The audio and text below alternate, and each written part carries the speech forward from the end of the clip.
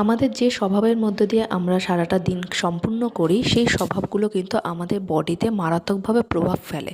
যে স্বভাব, অনেকের হিংসা মনের মধ্যে থাকে, কারোর কোনো উন্নতি দেখলে হিংসা হয়, মনের মধ্যে জেলাসি ফিল হয়, বা কারো গ্র্যাটিটিউড প্রচণ্ড মাত্রায় থাকে, যাই থাকে তার জীবনে সেটা নিয়েই সে সন্তুষ্ট থাকে। এবং ঈর্ষা স্বভাবের হয়, কেউ অহংকারী স্বভাবের হয়, কেউ সন্তুষ্ট পরায়ণ স্বভাবের হয়, কেউ ফরগিভনেস স্বভাবের হয়। এই প্রতিটি স্বভাব, প্রতিটি ইমোশন আমাদের দৈনন্দিন জীবনে কিন্তু আমাদের শরীরের উপরে, আমাদের কর্মক্ষেত্রে ভীষণভাবে প্রভাব ফেলে।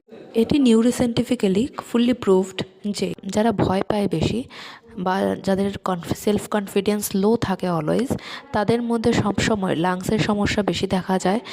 যারা বেশি মাত্রায় অহংকারী হয় বা acidity problem, digestion related problem, heart attack আসার সম্ভাবনা বেশি মাত্রায় থাকে। যারা সেন্সিটিভ স্বভাবের হয় তাদের মধ্যে ব্রেন রিলেটেড প্রবলেম বেশি মাত্রায় দেখা যায়, বিকজ সে সেই কথাগুলো তার গায়ে লাগিয়ে নিচ্ছে বেশি মাত্রায়, যেটা কিনা ব্রেনের উপরে এফেক্ট ফেলছে। এর মধ্যে রেগে যাওয়ার টেন্ডেন্সি বেশি মাত্রায় থাকে, কোনো কিছু হলেই রেগে যায়, কথায় কথায় রেগে যায়।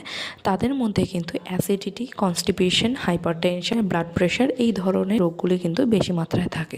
যে কোনো ইমোশন চেপে ধরে রাখে, মানে প্রকাশ করে না, সেক্ষেত্রে সেই সব মানুষদের ক্ষেত্রে ডায়াবেটিস হওয়ার চান্সেস বেশি থাকে। যারা যে কোনো জিনিসে প্রসন্ন থাকে প্রচণ্ড মাত্রায়, তারা কিন্তু সমস্ত দিক থেকেই গেইনার হয়। যে কোনো ম্যানিফেস্ট কিন্তু খুব তাড়াতাড়ি হয়, বিকজ তারা কোনো কিছুতেই কমপ্লেন করে না, যাই কিছু ভগবান দিচ্ছে সেটাতেই প্রসন্ন থাকছে। তো বেশি কমপ্লেন করবেন যে কোনো জিনিসের উপরে, তত বেশি আপনার অ্যাচিভমেন্টে ব্লকেজেস আসবে। সো আজকে থেকে কমপ্লেন বন্ধ করুন, যতটা পারা যায় প্রসন্ন থাকুন, সন্তুষ্ট থাকুন আপনার কাছে যা আছে, তাহলে দেখবেন আপনার অ্যাচিভমেন্ট খুব তাড়াতাড়ি আপনি পাচ্ছেন।